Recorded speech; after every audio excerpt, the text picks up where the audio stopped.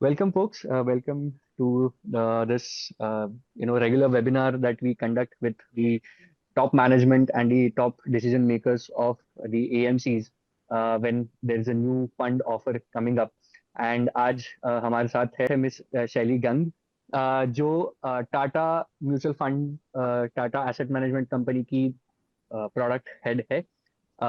She has over 20 years of experience in the field of banking and wealth management, and she's today going to explain us what the new Tata NFO, that is Innovator Fund, is. So let's jump right away. Ma'am, मेरा पहला सवाल यही है कि when we say there's an innovation, so how does Tata AMC define innovation in the context of this fund? मतलब सिर्फ इसमें technological innovation है या कुछ बिजनेस मॉडल से रिलेटेड ब्रॉडर एरियाज भी है या सोशल इनोवेशन है? सो जब आप कहते हो कि we are bringing an innovative quotient fund and innovative fund, तो what do you mean by innovation in this case? Yes so हमने इनोवेशन को firstly thank you for having me on this platform and glad to be here. Yes, today we will be discussing our NFO Tata India innovation fund. तो हमने इसको innovation को define करना ज़रूरी समझा सबसे पहले, और इसको दो बकेट्स में डिफाइन किया है: incremental innovation and break through innovation. Incremental innovation is something कि आप स्मॉलर चेंजेस, कंटिन्यूस इम्प्रूवमेंट्स ला रहे हो अपने प्रोडक्ट्स में, सर्विसेज में, बिजनेस मॉडल्स में या प्रोसेसेस में, and they will be frequent. और करेक्ट. ब्रेक थ्रू इनोवेशन जो है वो ऐसा होगा कि समथिंग कंप्लीटली न्यू, कोई एक रिसर्च एंड डेवलपमेंट के माध्यम से एक totally new product, totally new area of operation, totally new product जिससे एक नया मार्केट खुल गया है, वो सामने आ जाता है. तो वो इतना फ्रीक्वेंट नहीं होता है, और obviously break through innovation high risk high reward भी होता है, करेक्ट. एंड फ्रीक्वेंसी भी इंक्रीमेंटल इनोवेशन से कम होगी. और इंक्रीमेंटल इनोवेशन जो है वो रेगुलर इम्प्रूवमेंट्स हैं, तो वो फ्रीक्वेंट होते हैं, एंड मॉडरेट इम्पैक्ट है एंड मॉडरेट रिस्क होगा उसमें. करेक्ट. करेक्ट. इनफैक्ट इसी के साथ मैं आपको कुछ एग्जांपल्स देना चाहूँगी कि कौन से एरियाज़ में कंपनी इनोवेट करती हैं. जैसे प्रोडक्ट्स में किस टाइप का इनोवेशन हम सोच सकते हैं, सर्विसेज में या बिज़नेस मॉडल में.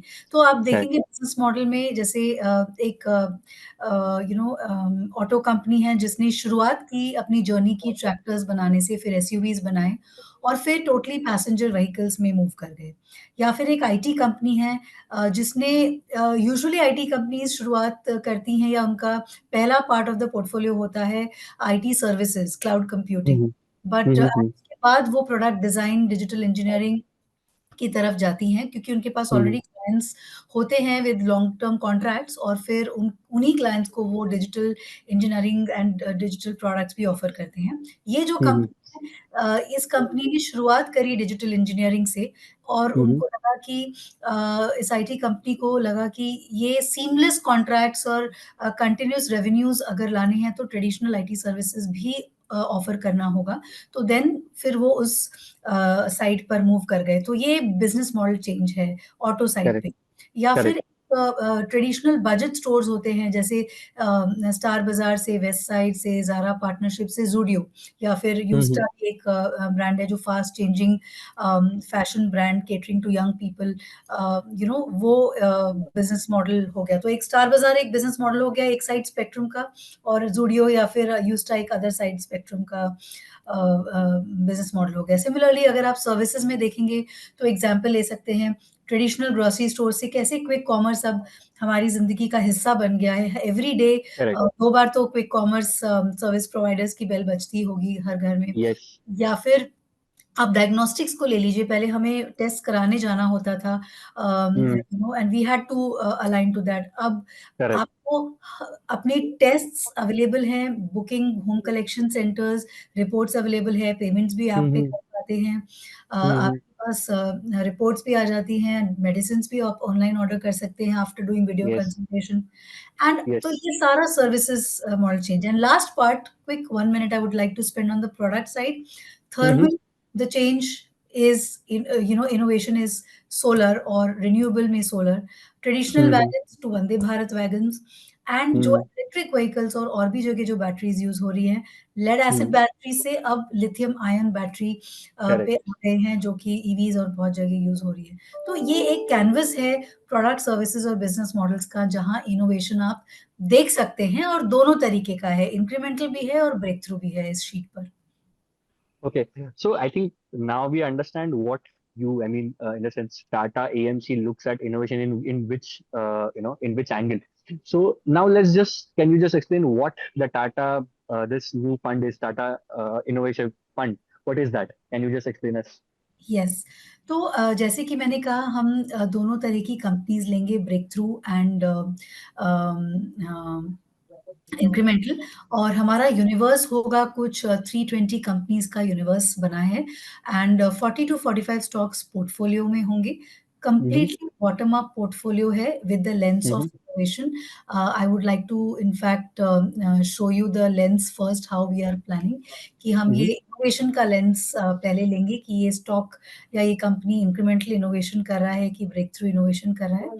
फिर उसके mm-hmm, बाद उसका पोटेंशियल फॉर ग्रोथ और वैल्यूएशन कंफर्ट भी देखना चाहेंगे। हाँ, ऐसी correct, कुछ यूनिक कंपनीज़ हो सकती हैं जहाँ पे ज़्यादा कॉम्पिटिशन नहीं है और वो बहुत ही यूनिक तरह का काम कर रही हैं, अनोखा काम कर रही हैं, तो उसमें हो सकता है वैल्यूएशन की रिजिडिटी हम ना ज़्यादा लें, but potential mm-hmm, for growth और वैल्यूएशन कंफर्ट हम दोनों साथ-साथ देखेंगे, और फिर ही उनको पोर्टफोलियो में इंक्लूड करेंगे, बिकॉज़ ये बॉटम अप पोर्टफोलियो है, and it will completely be seen stock to stock, company to company.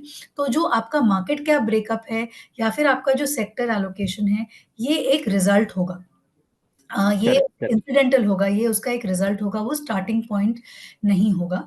But correct, अगर हम आज जैसे हम असेस कर रहे हैं, हमें लग रहा है कि इस पोर्टफोलियो में 50 टू 60% लार्ज कैप्स इस रेंज में होंगे, और mm-hmm, सेक्टर्स हमें लग रहा है कि आईटी, फार्मा, कंज्यूमर सर्विसेज कुछ 13 से 15% होंगे, एंड फाइनेंशियल सर्विसेज कुछ 20% के आसपास होगा। इस तरह से हमने 80% ऑफ द पोर्टफोलियो मैप किया है। However, mm-hmm, mm-hmm, very important to highlight कि mm-hmm, this thing can change as we go along the market and economy. mm-hmm, कब किस सेगमेंट में कहाँ पे क्या सब सेगमेंट में इनोवेशन लग रहा है, और फिर सेक्टर एलोकेशन, जैसा कि मैंने बोला, वो इंसिडेंटल है, वो रिजल्ट है, mm-hmm, और मार्केट mm-hmm. कैप एलोकेशन भी रिजल्ट है। बट ये एक ब्रॉड गाइडेंस आज एज वी स्पीक हम दे सकते हैं। मैम, मेरा नेक्स्ट सवाल ये है कि क्या इसमें सिर्फ इंडियन कंपनीज ही होंगी, क्या हमें कुछ ग्लोबल एक्सपोजर मिलने की संभावना है? ग्लोबल, हमने ग्लोबल एनेबलमेंट बिल्कुल किया है, टू द ट्यून ऑफ 20% हम ग्लोबल स्टॉक्स एंड ईटीएफ्स में भी डाल सकते हैं।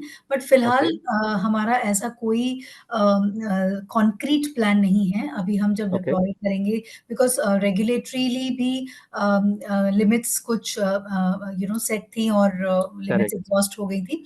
Correct, that is one part. और एक ये पार्ट, एक ये चीज हमने फ्लोर पे इन्वेस्टमेंट्स टीम के साथ में जब डिस्कशन किया, तो बाहर आई कि बहुत ज़्यादा जब स्टॉक वाइज़ कन्विक्शन होगा तो ही हम उस स्टॉक्स लेंगे। अदरवाइज़ हो सकता है कि at some point in time हमें अगर कोई थीम बहुत पसंद आ रही है, तो हम उस थीम का ईटीएफ के थ्रू ही एक्सपोज़र ले लें।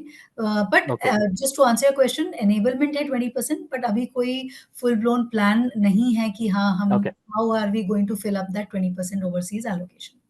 Okay. Ma'am, the next question is always about the risk. कि now, given hmm, the high risk nature of the investing, hmm, the hmm, innovative companies, तो हुँ, risk हुँ। management कैसा है कि how does the fund looks to navigate the risk of the sector and mitigate the potential losses as well? Right, right. So अगर आप देखेंगे, तो risks, इसमें risk reward positioning ये है कि बिज़नेस साइकिल और मल्टी कैप एंड फ़ोकस्ड से ये fund less, relatively less risk reward है, and Mm-hmm, flexi cap and large and mid cap से इसकी रिस्क रिवॉर्ड पोज़ीशनिंग हायर है। तो Correct. Between all the diversified funds and thematic funds ये इसकी जगह है। और फ़ोकस बिकॉज़ 30 स्टॉक्स पे लिमिट होता है तो कंसंट्रेशन रिस्क वहाँ आ जाता है, इसीलिए वो हायर रिस्क है इससे। हाँ, जो मल्टी कैप है उसमें mandatorily 25% mid and small cap में होना है, तो वो सेट है। जबकि यहाँ पे थोड़ी फ्लेक्सिबिलिटी है और वो मार्केट कैप एग्नोस्टिक है, बॉटम अप पोर्टफोलियो है, तो लार्ज कैप एलोकेशंस हायर भी जा सकते हैं। And that is the reason why this is relatively lower risk reward than those categories. And business cycle is another thematic top down category. Now इसमें जो है risk reward मिटिगेंट्स ये हैं कि FM obviously will be nimble and quite you know nimble, and it will be swift movement, keeping an I on the churn ratio. ऐसा नहीं है कि इसका चर्न रेशियो बहुत हाई होगा या होना चाहिए, ऐसा नहीं होगा। Once you have identified a stock की इनोवेशन स्टॉक है, तो वो ऑब्वियसली वो इनोवेशन पोर्टफोलियो में आ गया और वो प्ले आउट करेगा। बट जैसा कि जो एफएम है वो उनका स्किल है स्विफ्टनेस एंड निम्बलनेस, तो उन्होंने अपनी दूसरी कैटेगरीज में भी सब सेगमेंट्स स्वे करे हैं, from sub-segments of the sector funds. She's taken a higher exposure and then converged to a smaller exposure. Or even on the market cap side, she has swelled higher towards large cap, then converged and reduced on large caps, and then again converged. So what I'm trying to say that her nimbleness is there in this fund also.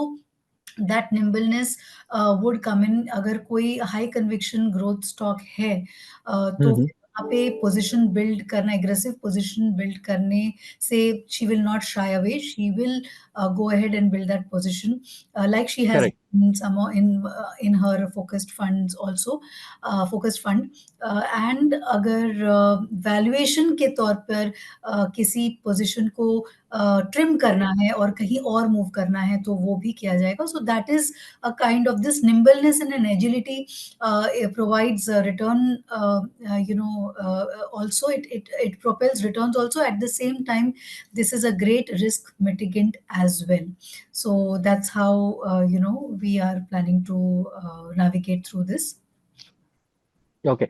Ma'am, I think you very briefly touched upon the valuation segment and the portfolio concentration segment. So I just want to know that how does the valuation of these companies, because अगर कोई नया innovation है या फिर some ये है, if you don't know the company in the sector, that company might be undervalued or overvalued. So how do you look at that valuation challenges, because they have their unique business models and their different growth trajectories. So that is on the valuation side. And the what is the portfolio concentration? I mean, will the fund look only for the concentrated portfolio of the innovative companies, or will it be more diversified across various sectors? Yeah. No, it will be a diversified portfolio. It will have 10 to 15 sectors across. We surely have identified certain no-go sectors, which is our Correct. unique positioning, because Correct. peer funds, I don't think they have identified a no-go sector. And these no-go sectors are plain simply because we feel that, here there are limited opportunities हैं, या फिर बहुत ज़्यादा innovation का scope नहीं है, तो हमने कुछ ऐसे सेक्टर्स डिफाइन करे हैं। Hmm. However having said that, still 10 to 15 sectors का पोर्टफोलियो ये होगा over across 40 to 45 stocks, so it will be a good diversified portfolio here. On the valuation and growth side, the way we look at it is, अगर कोई unique pocket है, जैसे for example there are very few companies doing some support infrastructure support work for the renewable space. Let's say making Hmm. some equipment to transmit the renewable energy, solar, wind, hydro, or making a specific solar panel and glass for that panel. अगर कोई specific company है जहाँ पे ज़्यादा competition नहीं है और वो बहुत ही यूनिक तरह का काम कर रही है, it could be expensive. So then we would not be too rigid about the valuation, but obviously we will we will assess that this high valuation is supported with enough growth over the next 2 to 3 years. So Correct. that would be the thought from the valuation lens. And अगर कोई high growth company है and we are convinced about the growth potential of that company, then obviously we will not shy away from building positions there. हम उसमें फिर 7-8% position stock positions बनाने में भी we won't shy away. Okay. Definitely we will do that. Yes. Ma'am एक एक नया सवाल ऐसा है कि in we are seeing there is lot of noise और lot of uproar about the ESG factor, like the environmental, Mm. social and governance factors. Okay, Mhm. तो क्या हमारा फंड कंसिडर करेगा ESG फैक्टर्स को, and how will these factors be integrated into the investment processes? So उसके पहले ESG के पहले I would like to give you sector wise examples, few examples of incremental and break through. हमने वैसे तो product services और business model के lens से तो समझा, but sector Correct. Wise incremental and break through क्या हो सकता है, very few examples I would like to highlight and then Sure. Come to this ESG part. So Sure. incremental innovation in financial services could be the banks, these private sector or banks which are coming up with smaller improvisations and products like using machine learning for assessing, for doing credit assessment and giving loans under pay later, or for using robotic arms to count cash at the cash counters, or using blockchain to settle international transactions, using voice commands for biometric. These are all, Correct. daily, these are all smaller improvisations which are being done to and which are over a period of time accumulating, and cumulatively they are yielding a lot, और वो profitability में भी show up कर रहे हैं. On the break through side अगर आप देखें तो कुछ कंपनीज हैं जो कंप्लीटली ऑनलाइन मॉडल अडाप्ट कर चुकी हैं, और वो उस तरह से बिजनेस कर रही हैं.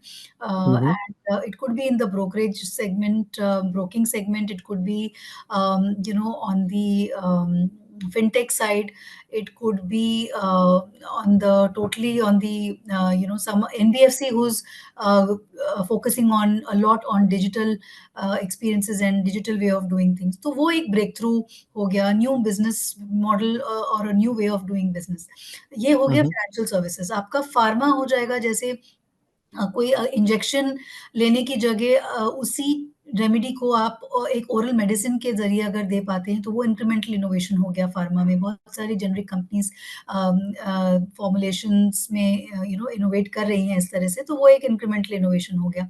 या फिर कोई कंपनी, जैसे एक कंपनी है जिसने काफ़ी सारा पैसा इन्वेस्ट करके, सम $9 बिलियन इन्वेस्ट करके एक क्रॉनिक स्किन डिज़ीज़ पे R&D किया है, एंड Mm-hmm. के काफ़ी सारे फॉर्मुलेशंस और skin patches and derma patches and दूसरी तरह की रेमेडीज़ निकाली हैं. तो ये ग्राउंड अप ऑर्गेनिक रिसर्च हो गया जो कंपनीज़ ने किया है. तो ये ब्रेक थ्रू इनोवेशन आ जाएगा फार्मा सेक्टर में. या फिर कोई मॉलिक्यूल ऑलरेडी इंडिया में ऑलरेडी कहीं और है, इंडिया में इनोवेट नहीं हुआ है, मैन्युफैक्चर नहीं हुआ, बट वो इंडिया में पहली बार लाया गया है किसी कंपनी से, तो वो भी एक इंक्रीमेंटल इनोवेशन हो जाएगा फार्मा सेक्टर में. सिमिलरली ऑटो जो है, जो लास्ट 5 इयर्स पहले की ऑटो कार या फिर auto and the today's traditional car, वहाँ पे भी आप फ्यूल एफिशिएंसी या सेफ्टी फीचर्स में काफ़ी डिफरेंसेस देखेंगे. तो वो इंक्रीमेंटल इनोवेशन में आ गया. बट इलेक्ट्रिक व्हीकल्स जो है वो कंप्लीटली न्यू स्पेस है, और वो ईएसजी के स्पेस को भी टच करती है. तो वहाँ पे वो ईएसजी भी आ जाता है, but ESG is not the starting point of thinking कि हमें ईएसजी के ज़रिए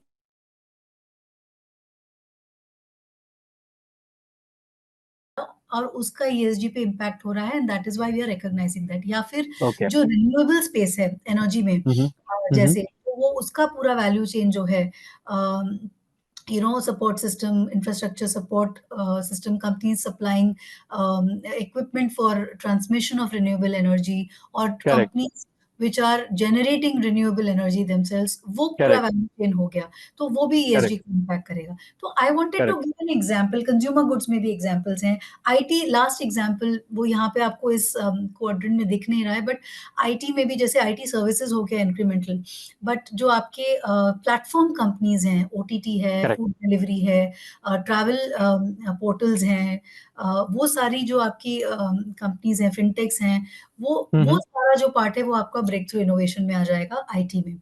सो I Correct. What I am trying to say is कि आप the lens is break through innovation हो रहा है या फिर इंक्रीमेंटल हो रहा है, कौन से सेक्टर में हो रहा है, कौन से सब सेगमेंट में हो रहा है और फिर एक बॉटम अप बुके पोर्टफोलियो बनाया जाएगा। उसमें अगर ईएसजी आ रहा है तो we will definitely be recognising that, but the starting point is not कि ईएसजी का लेंस लेके उसमें कहाँ-कहाँ इनोवेशन हो रहा है, Okay. वो नहीं हो रहा है। Okay. Ma'am,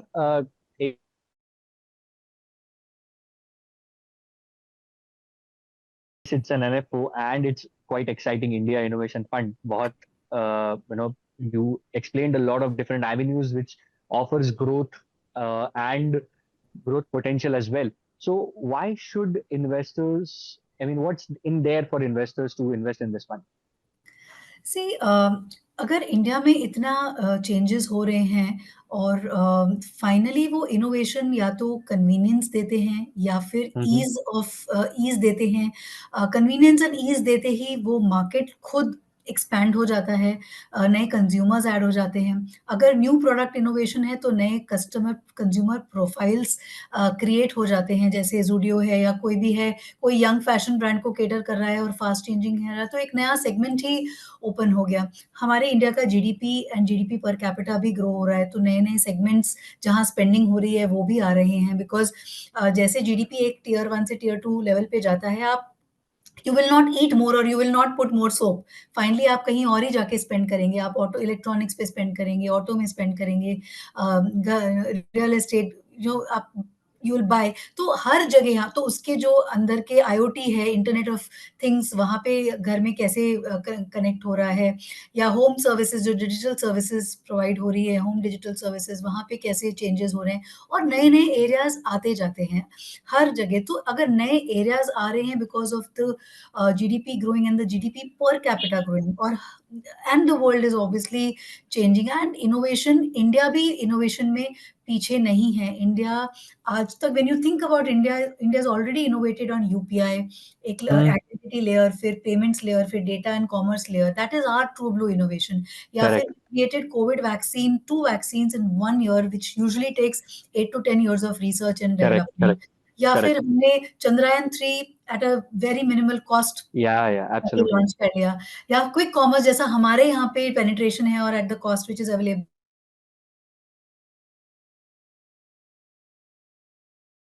करने हैं और इन सारे चेंजेस से अगर नए मार्केट्स ओपन होते हैं, नया कंज्यूमर प्रोफाइल एक्सपैंड होता है, एग्जिस्टिंग मार्केट शेयर उस कैटेगरी का एक्सपैंड हो रहा है, कन्वीनियंस की वजह से वॉल्यूम ऐड हो रही है। अगर ये सब कुछ हो रहा है finally innovation adds to profit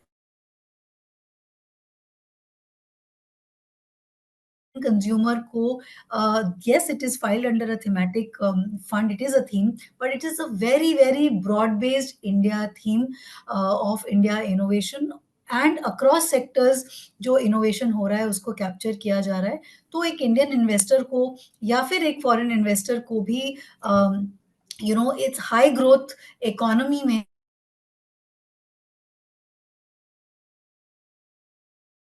आ रहा है, ब्रेक थ्रू भी और इंक्रीमेंटल भी, Mm-hmm. उसको कैप्चर करने के लिए इससे बेहतर एवेन्यू आई डोंट थिंक होगा। तो इसीलिए इंडियन इन्वेस्टर्स को अपना thematic side of the portfolio, दो आई वुड से कि ये डाइवर्सिफाइड फंड से काफ़ी टफ कॉम्पिटिशन है इसका बिकॉज़ इसमें भी काफ़ी सारे सेक्टर्स ऑलरेडी इंक्लूडेड है। It is as good very close to a diversified fund. तो Indian investors should, that is why, take exposure to this.